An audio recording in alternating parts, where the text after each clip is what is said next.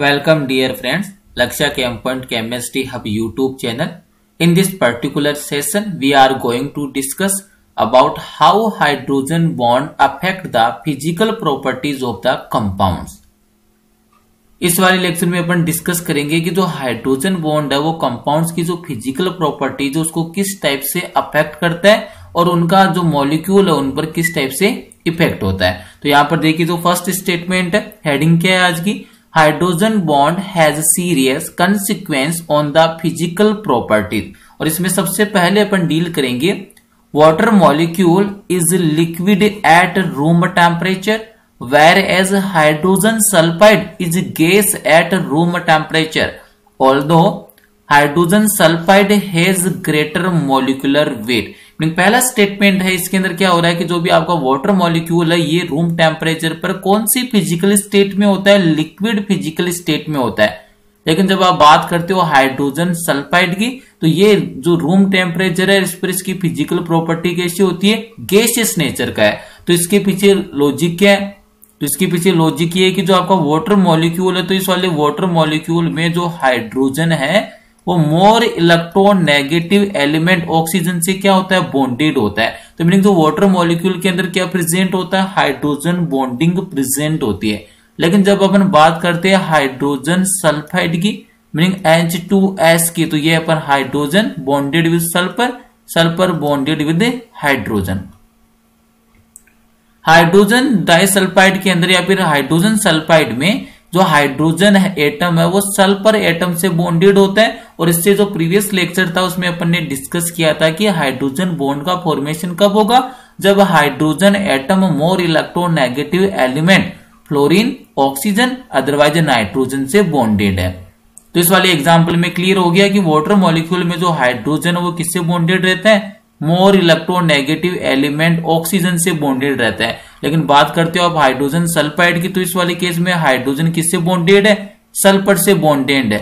और अपन को पता है कि जो सल्फर इसकी इलेक्ट्रोनेगेटिविटी हायर नहीं होती, तो इसीलिए आपको ध्यान रखना है क्या कि जो वाटर मॉलिक्यूल है इसमें क्या होता है, due to the presence of hydrogen bonding water molecule is liquid at room temperature but hydrogen bond absent in hydrogen sulfide, so it exists at gaseous state at room temperature। Second वाला statement से अब deal करते हैं, ice is lighter than water, meaning जो density है वो किसकी greater होती है, आपकी वाटर की डेंसिटी है वो आइस के कंपैरिजन में क्या होती है, ग्रेटर होती है। तो यहाँ पर आइस है इसकी डेंसिटी क्या है, लाइटर है, किसके कंपैरिजन में, वाटर के कंपैरिजन में।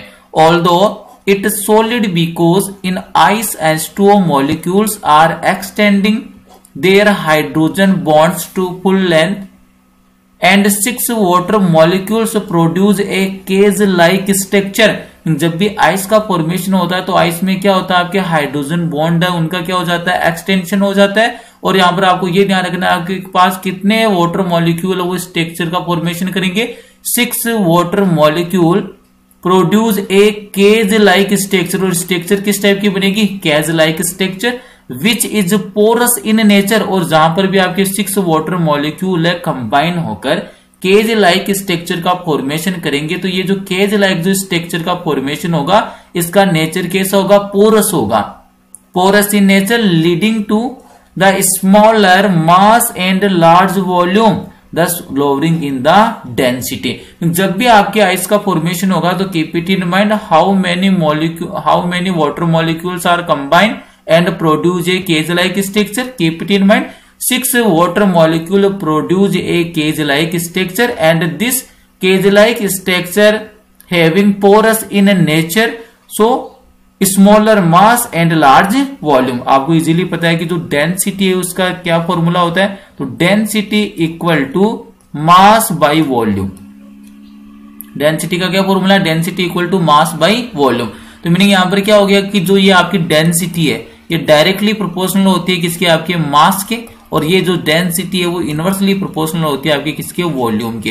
तो as well as volume is increases then density will be decreases, as well as mass is increases then density will be increases. तो आपको ये ध्यान रखना है कि जब भी आइस का फॉर्मेशन होता है तो 6 वाटर मॉलिक्यूल है वो कंबाइन होकर केज लाइक स्ट्रक्चर का फॉर्मेशन करते हैं। और ये जो केज लाइक स्ट्रक्चर इसका नेचर कैसा होता है, पोरस नेचर का है, जब ये पोरस नेचर होगा तो क्या होगा, इसका जो वॉल्यूम है वो क्या हो जाएगा, वॉल्यूम है वो इंक्रीज हो जाएगा और मास क्या हो जाएगा, डिक्रीज हो जाएगा। तो इस वाली कंडीशन में जो डेंसिटी है वो वाटर की कंपैरिजन में आइस की क्या होती है, लोअर होती है, और जिसकी भी डेंसिटी लोअर होगी वो वाटर पर क्या करता है, फ्लोट करता है। तो इसीलिए जो आइस है वो वाटर के ऊपर क्या करती है, फ्लोटिंग करती है। नेक्स्ट वाला स्टेटमेंट देखिए, alcohol have higher boiling point than corresponding alkanes and there are of some molecular mass. क्या जो भी अल्कोहल है इसका जो बॉइलिंग पॉइंट है वो इसके जो करस्पॉन्डिंग मॉलिक्यूलर मास वाले एल्केन से इनके कंपैरिजन में क्या होता है, ग्रेटर होता है।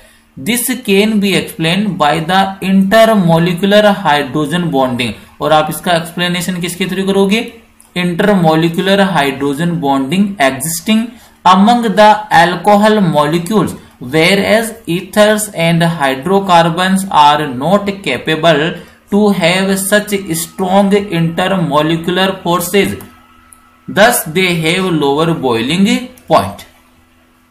इस वाले स्टेटमेंट से क्या कंक्लूजन आपके पास आएगा, इस वाले स्टेटमेंट का कंक्लूजन ये है कि जो भी आपका बॉइलिंग पॉइंट है, अगर आप बात कर रहे हो बॉइलिंग पॉइंट, और जो भी आपने मॉलिक्यूल को जो कंसीडर किया है उनका मॉलिक्यूलर मास क्या है, कंपेरेबल है, मीनिंग मॉलिक्यूलर मास में मैक्सिमम या फिर ज्यादा डिफरेंस नहीं है, कंपेरेबल मॉलिक्यूलर मास है। तो आपको ध्यान रखना है कि बॉइलिंग पॉइंट का ऑर्डर क्या होगा। तो उस वाले केस में जो आपका बॉइलिंग पॉइंट है वो अल्कोहल, अल्कोहल को कैसे रिप्रेजेंट करते हो, ROH।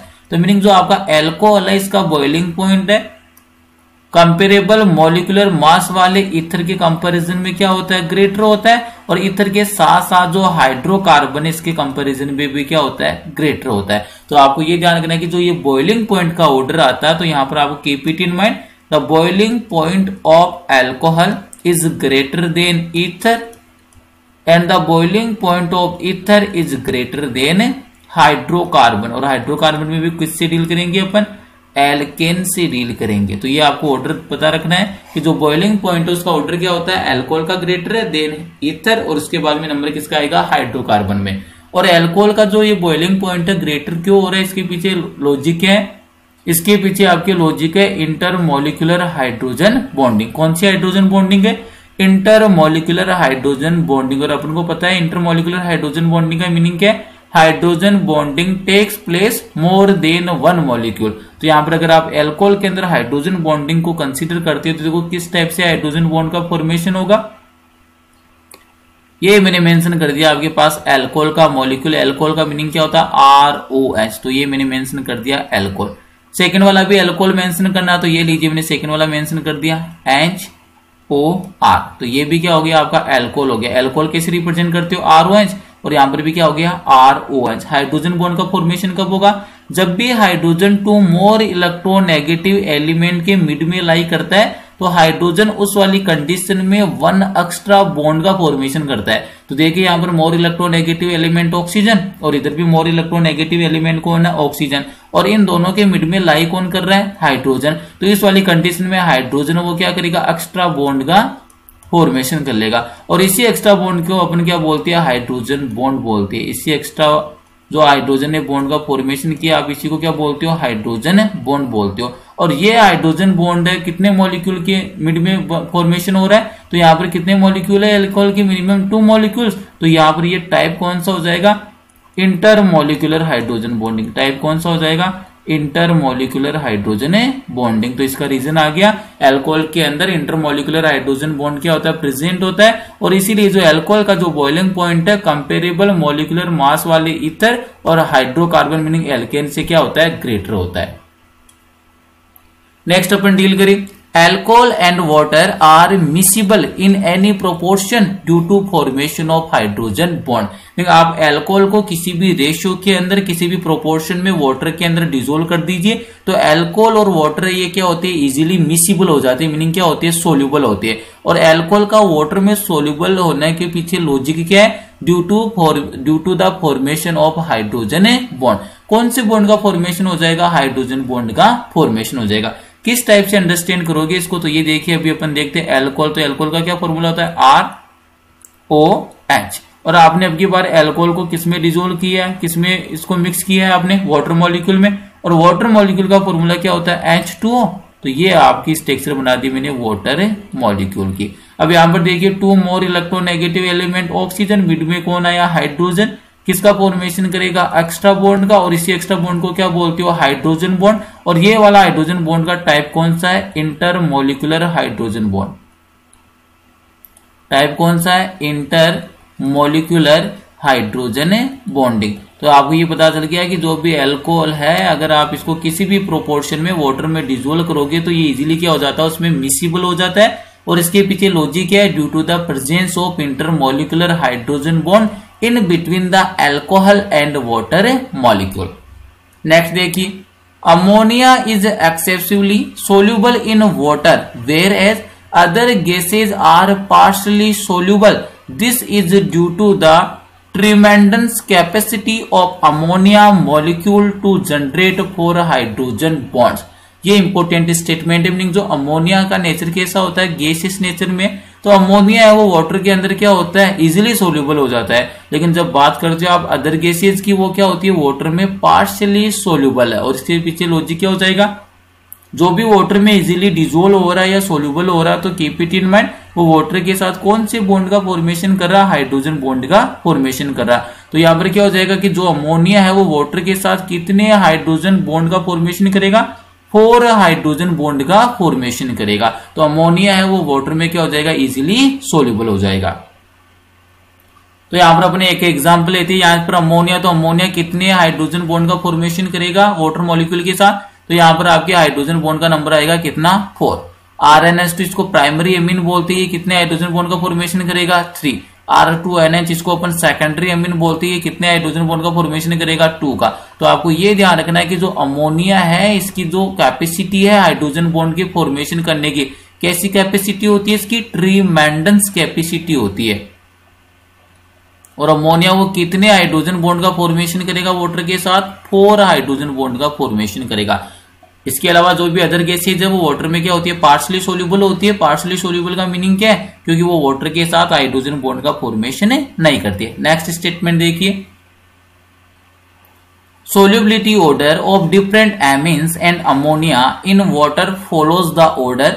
सबसे मैक्सिमम सोल्यूबिलिटी कौन सा होगा, जो वाटर मॉलिक्यूल के साथ मैक्सिमम हाइड्रोजन बॉन्ड का फॉर्मेशन करेगा। अभी मैंने बोला अमोनिया कितने वाटर मॉलिक्यूल का कितने हाइड्रोजन बॉन्ड का फॉर्मेशन करता है वाटर मॉलिक्यूल के साथ 4। ये प्राइमरी एमीन है, कितने हाइड्रोजन बॉन्ड का फॉर्मेशन करता है 3। और ये सेकेंडरी एमीन है, ये कितने हाइड्रोजन बॉन्ड का फॉर्मेशन करेगा 2 का। तो यहाँ पर जितना मैक्सिमम नंबर में हाइड्रोजन बॉन्ड का फॉर्मेशन होगा उसकी सोल्यूबिलिटी वाटर में उतनी क्या होगी मैक्सिमम होगी।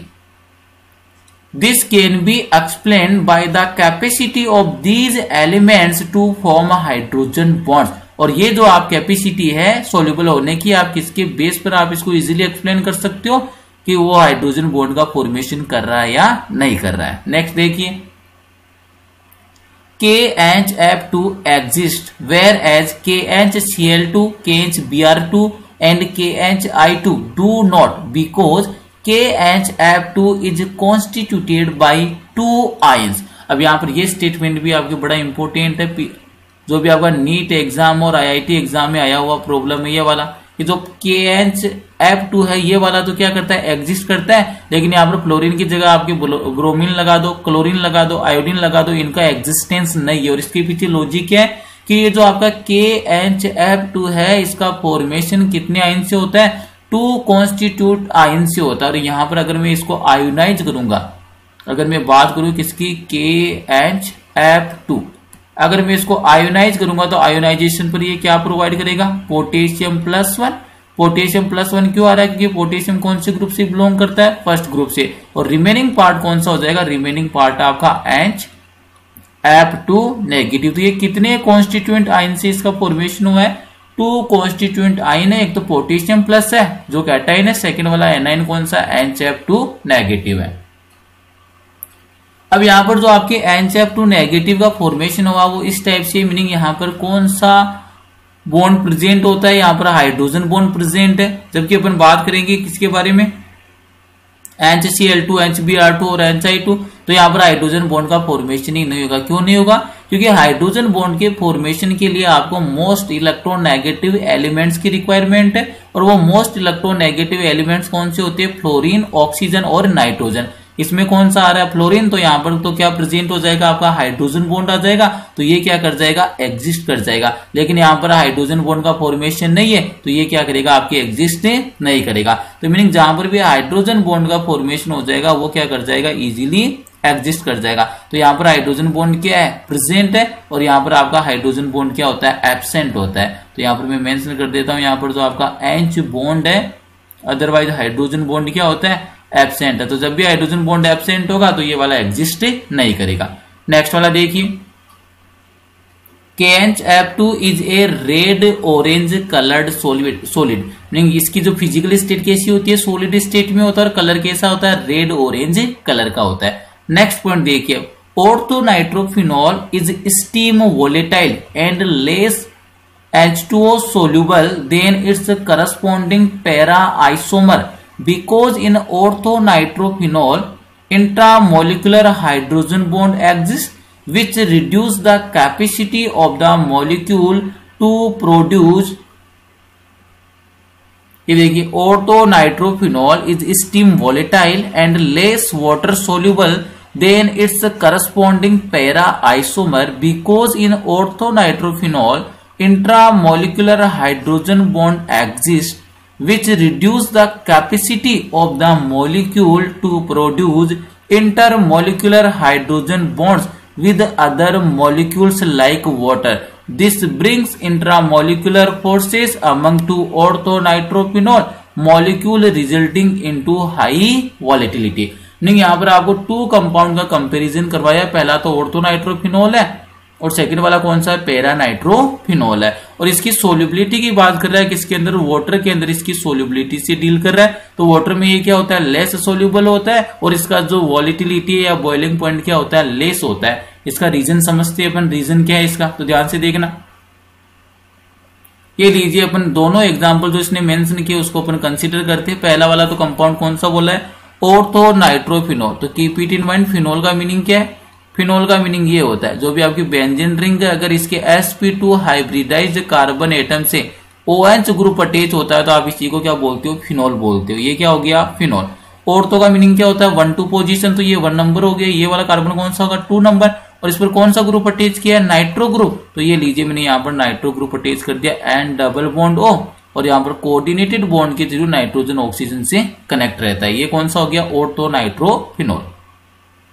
सेकंड बात करते हैं अगर अपने यहाँ पे पैरानाइट्रोफिनॉल, तो पैरानाइट्रोफिनॉल का मीनिंग क्या है, फिनॉल का मीनिंग तो क्या हो जाएगा बेंजीन रिंग आ जाएगी और बेंजीन रिंग के ऊपर कौन अटैच होगा आपका हाइड्रोक्सिल ग्रुप अटैच होगा। पैरा का मीनिंग कौन सी पोजीशन होती है 1-4 पोजीशन, मीनिंग ये वाला 4 पोजीशन है तो यहाँ पर आपकी बार कौन सा ग्रुप अटैच रहेगा आपके नाइट्रो ग्रुप अटैच रहेगा। तो ये मैंने अटैच कर दिया नाइट्रो ग्रुप। अब जो आपका ऑर्थोनाइट्रोफिनॉल है इसका नोमेनक्लेचर क्या है ऑर्थो नाइट्रोफिनॉल। तो ये जो आपके पास कंपाउंड है ऑर्थोनाइट्रोफिनॉल और सेकंड वाला कौन सा है आपके पास पैरानाइट्रोफिनॉल। सेकंड वाला कंपाउंड हो गया आपके पास पैरानाइट्रोफिनॉल। अब देखिए ऑर्थोनाइट्रोफिनॉल के अंदर क्या हो जाएगा कि जो भी आपके पास ऑर्थोनाइट्रोफिनॉल है इसके अंदर हाइड्रोजन बॉन्डिंग तो लेकिन कौन सी वाली होगी, ये देखिए मोर इलेक्ट्रोनेगेटिव ऑक्सीजन मिड में हाइड्रोजन एक्स्ट्रा बॉन्ड का फॉर्मेशन, कौन से बॉन्ड का फॉर्मेशन हो गया हाइड्रोजन बॉन्ड। लेकिन ये वाला हाइड्रोजन बॉन्ड कौन सा है within the 1 molecule, meaning एक ही मॉलिक्यूल में फॉर्मेशन हुआ है तो ये हाइड्रोजन बॉन्डिंग का टाइप कौन सा हो जाएगा intramolecular hydrogen bonding, intramolecular hydrogen bonding. जो भी आपका ऑर्थोनाइट्रोफिनॉल है इसमें हाइड्रोजन बॉन्डिंग कौन सी इंट्रामोलिकुलर हाइड्रोजन बॉन्डिंग। जबकि आप बात करोगे पैरानाइट्रोफिनॉल, तो पैरानाइट्रोफिनॉल है इसके अंदर देखिए डिस्टेंस है वो क्या होगी मैक्सिमम, क्योंकि यहाँ पर 1-2 पोजीशन पर था नाइट्रो ग्रुप और यहाँ पर नाइट्रो ग्रुप कौन सी पोजीशन पर है 4 नंबर पर है। नहीं क्या हो गया ऑपोजिट हो गया 180 डिग्री का क्या आ गया यहाँ पर एंगल आ गया। तो यहाँ पर ये वाला हाइड्रोजन इस वाले ऑक्सीजन के साथ हाइड्रोजन बॉन्ड का फॉर्मेशन नहीं करेगा। जब यहाँ पर फॉर्मेशन नहीं करेगा तो देखो यहाँ पर जब भी आप इसकी बात आती है वाटर में डिजोल्व करने की तो वाटर का क्या फॉर्मूला होता है अभी आपने पढ़ा है H2O, तो ये लीजिए यहाँ पर H और यहाँ पर क्या मेंशन कर दिया मैंने H। ये मोर इलेक्ट्रोनेगेटिव ऑक्सीजन, ये भी मोर इलेक्ट्रोनेगेटिव ऑक्सीजन, मिड में कौन आ गया हाइड्रोजन, क्या कौन से बॉन्ड का फॉर्मेशन हो जाएगा हाइड्रोजन बॉन्डिंग। और ये वाला कहां पर फॉर्मेशन हो आपके within the two molecule, अगर within the one molecule hydrogen bond का फॉर्मेशन होता तो आप इसको इंट्रामॉलिक्यूलर हाइड्रोजन बॉन्ड बोलते हो। अगर within the two molecule hydrogen bond का फॉर्मेशन होता तो ये वाला हाइड्रोजन बॉन्ड कौन सा हो जाएगा, intermolecular hydrogen bonding, inter molecular hydrogen bonding. तो बस यही बोला है कि जो भी आपका ये ऑर्थो नाइट्रोफिनॉल है, इसकी जो सोलिबिलिटी है वो वाटर में क्या होगी, लेस। लेस क्यों है, क्योंकि इसके विद इन द मॉलिक्यूल किसका फॉर्मेशन हो गया, हाइड्रोजन बॉन्ड का फॉर्मेशन हो गया, तो वाटर के साथ हाइड्रोजन बॉन्ड का फॉर्मेशन है उतना रीडिली नहीं कर पाएगा, तो इसकी सोलिबिलिटी वाटर में क्या होती है, लेस होती है। लेकिन जब बात करें पैरा की, तो पैरा में कौन सा बॉन्ड का फॉर्मेशन नहीं होता है, इंट्रामोलिकुलर हाइड्रोजन बॉन्ड का फॉर्मेशन नहीं होता है, तो ये वाटर के साथ इजीली क्या कर लेगा, हाइड्रोजन बॉन्ड का फॉर्मेशन करेगा। और यहाँ पर टाइप कौन सा होगा हाइड्रोजन बॉन्डिंग का, इंटरमोलिकुलर हाइड्रोजन बॉन्डिंग। मीनिंग जो पैरा वाला होता है इसकी जो वाटर में सोलिबिलिटी क्या होती है, मैक्सिमम होती है, और जो ऑर्थो वाला ये क्या होता है, स्टीम वोलेटाइल होता है। मीनिंग अगर आप इसको टेम्परेचर प्रोवाइड करवाओगे तो ये इजीली क्या हो जाएगा, इसका वोलेटाइल हो जाएगा। नेक्स्ट देखिए, acetic acid has a molecular weight of 60 in benzene and it shows a very high boiling point. This is due to dimerization of the molecule. जो एसिटिक एसिड है इसका जो मॉलिक्यूलर वेट कितना होता है, 60 होता है, किसमें, बेंजीन में। And it shows a very high boiling point, इसका बॉइलिंग पॉइंट क्या होता है, बहुत ही ज्यादा होता है, मीनिंग वेरी हाई होता है। और इसका रीजन क्या है, this is due to the dimerization of molecule. जो भी एसिटिक एसिड है उसमें क्या प्रेजेंट होता है, आपका हाइड्रोजन बॉन्डिंग प्रेजेंट। और जब भी हाइड्रोजन बॉन्डिंग होगी आपके एसिटिक एसिड में, तो एसिटिक एसिड का क्या हो जाएगा, डाइमराइजेशन हो जाएगा। तो मीनिंग इसका जो मॉलिक्यूलर वेट है वो 60 से इंक्रीज होकर कितना हो जाएगा, 120 हो जाएगा। तो एसिटिक एसिड की क्या स्ट्रक्चर होती है, इसको अंडरस्टैंड कर लीजिए। ये होता है acetic acid, CH3 C double bond O OH। ये जो मॉलिक्यूल आप इसी को क्या बोलते हो, एसिटिक एसिड बोलते हो। इसी को आप क्या बोलते हो, एसिटिक एसिड बोलते हो। तो जब भी ये एसिटिक एसिड बेंजीन में आपने इसको डिजोल्व करके रखा है तो इसका जो मॉलिक्यूलर वेट कितना होता है, 60 होता है। मॉलिक्यूलर वेट कितना है, 60। लेकिन due to the presence of hydrogen bonding it dimerize, meaning क्या कर जाएगा, डाइमराइज कर जाएगा। मीनिंग यहाँ पर कितने मॉलिक्यूल हो जाएंगे एसिटिक एसिड के, 2 मॉलिक्यूल। तो पहले 1 मॉलिक्यूल का कितना मॉलिक्यूलर वेट था, 60, तो 2 का कितना हो गया, 2 × 60 इक्वल टू कितना आ गया, 120। तो इसका जो मॉलिक्यूलर वेट कितना हो जाएगा, 120। और इसके पीछे रीजन क्या है, क्योंकि जो भी आपका एसिटिक एसिड है उसका क्या हो गया, डाइमराइजेशन हो गया। डाइमराइजेशन क्यों हुआ है, due to the presence of intermolecular hydrogen bonding. कौन से हाइड्रोजन बॉन्ड का फॉर्मेशन होगा, intermolecular hydrogen bonding, intermolecular hydrogen bonding. तो keep it in mind, acetic acid is dimerised due to the presence of intermolecular hydrogen bonding and its molecular weight is 120। Next वाला point देखिए, salicylic acid has very high acidity due to the chelation of salicylate ion through the hydrogen bond. तो सबसे पहले तो ये देखिए कि जो सैलिसिलिक एसिड है उसका क्या फॉर्मूला होता है, तो सैलिसिलिक एसिड का ये वाला फॉर्मूला होता है, मीनिंग जो भी आपका बेंजीन रिंग है इस वाले बेंजीन से अटैच रहता है आपके COOH, meaning carboxylic group attach रहता है। और इस कार्बोक्सिलिक ग्रुप जहां से अटैच, इसकी ऑर्थो पोजीशन पर हाइड्रोक्सिल ग्रुप क्या रहता है, अटैच रहता है। तो ये वाली स्ट्रक्चर होती है, आप इसी को क्या बोलते हो, सैलिसिलिक एसिड बोलते हो। इस वाली स्ट्रक्चर को आप क्या बोलते हो, सैलिसिलिक एसिड बोलते हो। तो ये हो गया आपका सैलिसिलिक एसिड हो गया। स्टेटमेंट क्या है यहाँ पर, salicylic acid has very high acidity due to the chelation of salicylate ion through the hydrogen bond. जब भी आप इस सैलिसिलिक एसिड को क्या करोगे, आयोनाइज करोगे, तो यहाँ से क्या हो जाएगा, जो हाइड्रोक्सिल ग्रुप का हाइड्रोजन है इससे क्या हो जाएगा, प्रोटॉन रिमूव हो जाएगा। और जैसे यहाँ पर प्रोटॉन रिमूव होगा तो यहाँ पर देखिए क्या स्ट्रक्चर बन जाएगी।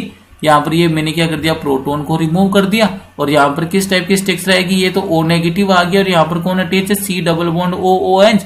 तो यहाँ पर मैंने मेंशन कर दिया C डबल बॉन्ड O, और यहाँ पर आ गया आपका OH आ जाएगा। ये तो आ गया आपका C डबल बॉन्ड ऑक्सीजन, और इस साइड क्या आ जाएगा आपका OH। यहाँ पर आ गया ऑक्सीजन, और यहाँ पर कौन आ जाएगा, हाइड्रोजन आ जाएगा। तो जैसे आपको पता चल गया कि मोर इलेक्ट्रोनेगेटिव है ऑक्सीजन, मिड में कौन आ गया, हाइड्रोजन, किसका फॉर्मेशन होगा, एक्स्ट्रा बॉन्ड का और उस एक्स्ट्रा बॉन्ड को अपन कौन सा बॉन्ड बोल देंगे, हाइड्रोजन बॉन्ड बोल देंगे। तो यहाँ पर जो सैलिसिलेट आयन होता है उसमें क्या होता है, चिलेशन हो जाता है और चिलेशन के थ्रू इसकी जो एसिडिटी है उसका ऑर्डर क्या होता है, हाई होता है। नेक्स्ट देखिए, chelation means to grab atoms in vicinity as much as possible. Chelation का मीनिंग क्या है, जो भी आपका एटम है उसकी क्या कर लेता है, उसको विसिनिटी में ग्रेव कर लेता है। मीनिंग यहाँ पर देखिए जो कैविटी होती है उस कैविटी में हाइड्रोजन एटम उसको क्या कर लेगा, ग्रेव कर लेगा।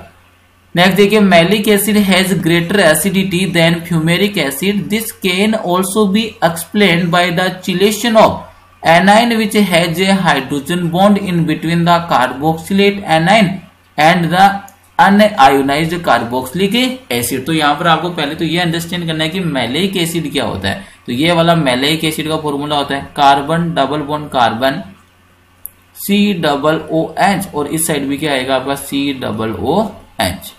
रिमेनिंग जो वैलेंसीज है कार्बन की वहां से अटैच कर दीजिए हाइड्रोजन एटम और यहां से अटैच किसको कर दिया, हाइड्रोजन एटम को। तो ये जो सिस फॉर्म होती है ना कार्बोक्सिलिक एसिड की, सिस फॉर्म का मीनिंग क्या है कि यहाँ पर जो बोथ कार्बोक्सिलिक ग्रुप है वो डबल बॉन्ड के सेम साइड लाइज कर रही है। तो मीनिंग मैलिक एसिड का कौन सी फॉर्म में बनता है, सिस फॉर्म में बनता है। सेकंड वाला कौन सा बोला है, फ्यूमेरिक एसिड। फ्यूमेरिक एसिड का भी फॉर्मूला तो सेम होता है, meaning carbon double bond carbon, इस साइड क्या आएगा आपके COOH, इधर कौन अटैच हो जाएगा, हाइड्रोजन। लेकिन यहाँ पर सिस फॉर्म नहीं होती है, यहाँ पर फॉर्म कौन सी होती है, ट्रांसफॉर्म होती है। तो आपको ये पता रखना चाहिए कि जब भी सिस फॉर्म आती है तब तो कौन सा हो जाएगा, मैलिक एसिड, और जब भी ट्रांसफॉर्म आती है उस वाली कंडीशन में ये कौन सा एसिड हो जाएगा, आपके फ्यूमेरिक एसिड हो जाएगा। कौन सा एसिड हो गया, ये वाला फ्यूमेरिक एसिड। और कौन सी फॉर्म है, ट्रांसफॉर्म है। ट्रांसफॉर्म मैंने क्यों बोला है इसको, क्योंकि यहाँ पर जो बोथ कार्बोक्सिलिक ग्रुप है वो डबल बॉन्ड के सेम साइड नहीं है। मीनिंग ये वाला कार्बोक्सिलिक ग्रुप डबल बॉन्ड के राइट हैंड साइड है और ये वाला कार्बोक्सिलिक ग्रुप है डबल बॉन्ड के लेफ्ट हैंड साइड है। तो मीनिंग फॉर्म कौन सी है, ट्रांस, और ट्रांस वाला क्या होता है, फ्यूमेरिक एसिड होता है। तो यहाँ पर जो मैलिक एसिड है इसका जो एसिडिटी है वो क्या होती है, ग्रेटर होती है किसके कंपैरिजन में, फ्यूमेरिक के कंपैरिजन में। ऐसा क्यों होता है, क्योंकि यहाँ पर जो बोथ कार्बोक्सिलिक ग्रुप है वो सेम साइड लाइज कर रही है, तो इसके मिड में इजीली किसका फॉर्मेशन हो जाएगा, हाइड्रोजन बॉन्डिंग का फॉर्मेशन हो जाएगा। जबकि बात करेंगे अपन फ्यूमेरिक एसिड में तो यहाँ पर हाइड्रोजन बॉन्ड का फॉर्मेशन नहीं हो पाएगा, क्योंकि यहाँ पर जो बोथ कार्बोक्सिलिक ग्रुप है इनके मिड में कितना बॉन्ड एंगल है, आपके 180 का क्या है, बॉन्ड एंगल है। नेक्स्ट वाला स्टेटमेंट देखिए, normally when two hydroxyl group are present on the same carbon atom, that means JM diols are unstable, but chlorohydrate is a stable molecule due to the formation of hydrogen bond। Organic chemistry में अपन ये पढ़ते हैं कि जो भी आपके पास एक carbon, अगर उसी कार्बन से 2 हाइड्रोक्सिल ग्रुप अटैच होते हैं तो वो कैसा होता है, अनस्टेबल होता है। लेकिन इसका एक एक्सेप्शनल केस है, कौन सा, क्लोरहाइड्रेट। कौन सा केस है, क्लोरल हाइड्रेट। जो भी आपका क्लोरल हाइड्रेट है इसमें एक ही कार्बन पर 2 हाइड्रोक्सिल ग्रुप अटैच होते हैं, लेकिन फिर भी वो क्या होता है, स्टेबल मॉलिक्यूल होता है। और इसके पीछे रीजन क्या है, due to the formation of hydrogen bond.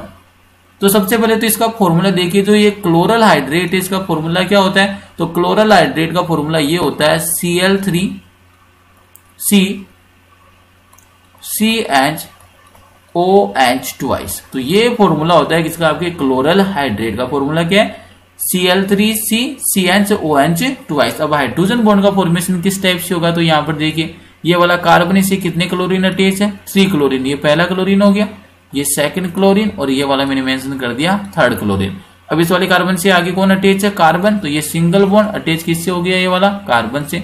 Carbon से कौन अटैच है, 1 हाइड्रोजन एंड 2 कौन से ग्रुप है, हाइड्रोक्सिल ग्रुप। तो यहाँ पर ये मैंने मेंशन कर दिया 2 हाइड्रोक्सिल ग्रुप, मीनिंग ये ऑक्सीजन, यहाँ पर आ गया आपका हाइड्रोजन, ये वाला ऑक्सीजन, और यहाँ पर कौन आ गया आपका हाइड्रोजन।